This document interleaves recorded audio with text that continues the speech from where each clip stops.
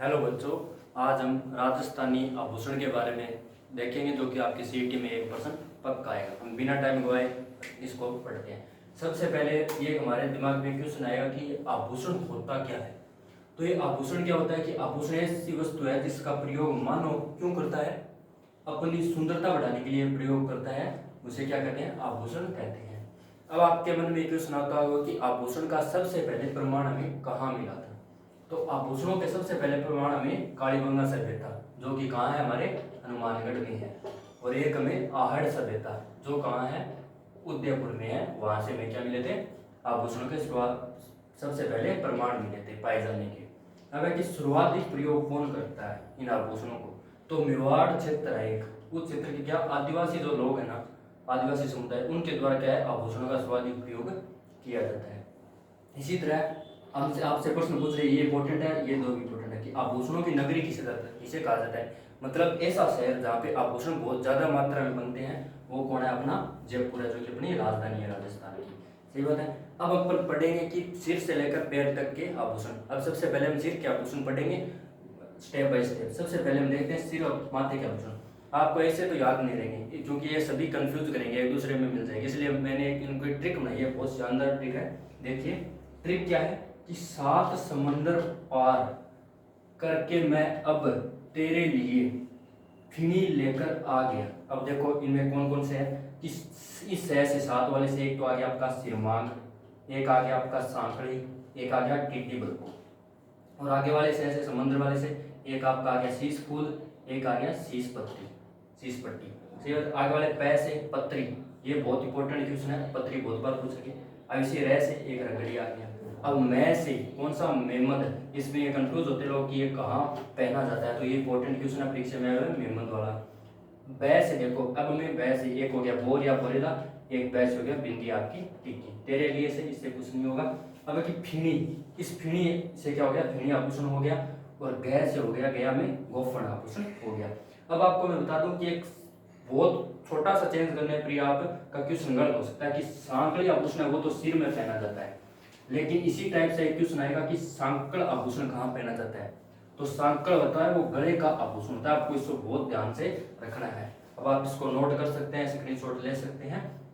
अब इसी तरह हम आगे की ओर बढ़ते हैं और आगे के आभूषणों को पढ़ते हैं। देखिए इसको मिटो देता हूं मैं एक बार। तो आगे के आभूषणों में आपके कौन सा आभूषण आता है, आगे के आभूषण में आपके बिंदली नामक का, क्या, बिंदली नामक आभूषण आता है। बहुत बहुत इंपॉर्टेंट है ये बिंदली, ये कहाँ पहना जाता है, तो ये आपके किसका, आंख की पुतली का आभूषण है। आंख की पुतली का आभूषण। इसको आप ऊपर ही ऊपर पेज के विशेष नोट में लिख देना, ये प्रश्न आपका पक्का आ सकता है। अब इसी टाइप से एक आभूषण आपका होता है बम्फी, बम्बी। ये किस कहाँ का होता है, अपन ये होता है अपने नाभि, नाभि या फिर ऑप्शन में पेट मिले तो भी सही होगा। नाभि या पेट का क्या होता है, आभूषण होता है। ये बात आपके आगे। अब इसी टाइप मैंने आपको पहले एक आभूषण बताया था फिणी नामक आभूषण, क्या, फिणी नामक आभूषण। ये आरबीएससी बहुत पहले एक क्वेश्चन आया हुआ है। इसमें क्या है, ऑप्शन में मिलेगा आपको सिर, ऑप्शन में मिलेगा आपको कान, और ऑप्शन में मिलेगा आपको नाक। तो आप इसमें से कौन सा उत्तर चुनोगे, इसमें सबसे पहले आपको उत्तर सिर होना चाहिए। बाकी एक फिणी नामक आभूषण एक कान में भी पहना जाता है और नाक में भी पहना जाता है। अगर नीचे ऑल ऑफ दिस का ऑप्शन हो तो ये सभी कर देना है, लेकिन इनमें से एक को चुनना होता है, किसको चुनेंगे, सिर को चुनेंगे, क्योंकि आरबीएससी ने ये उत्तर इसका माना था। इसी प्रकार आपका एक आता है बाली आभूषण, बाली।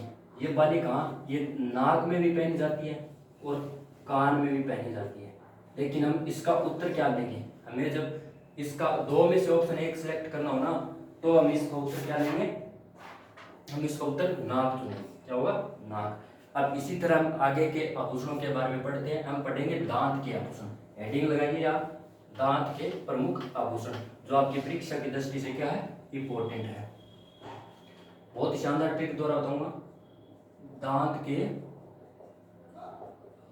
आभूषण, अपने दांत के आभूषण 4 ही आभूषण है, ज्यादा नहीं है। कौन कौन से हैं, तो इसके लिए एक ट्रिक है आपके लिए, शानदार ट्रिक है। ट्रिक क्या है, तेरे रस के कमर, तेरे रस के कमर, ये तो आपको याद रह जाएगा। और इससे क्या है, दांत के आभूषण। तेरे से मतलब क्या हो गया, ये नहीं सॉरी, चुपके से, चुपके से चुरा के दिल में, सॉरी ये गलत हो गया इसका, ये होगा ऐसे होगी इसकी ट्रिक, ये दूसरे की ट्रिक मैंने बोल दी थी, थोड़ा माफी चाहूंगा इसके लिए। इसकी ट्रिक होगी चुरा के दिल मेरा, दिल मेरा। तो चय से क्या हो जाएगा, इसमें चूंप आभूषण हो जाएगा। चूंप, चूंप कहाँ पहना जाता है, चूंप जो अपने दांतों के बीच में, जो दांतों के बीच में जो अपने किल्ले जलवाते हैं ना, उसे क्या बोलते हैं, चूंप आभूषण। कै से क्या हो गया, कील आभूषण हो गया, और डै से एक हो गया आपका दांत आभूषण। ये 4 आभूषण आपको क्या करने हैं, याद करने हैं। और इसी के साथ हम आपको बता देते हैं कि हम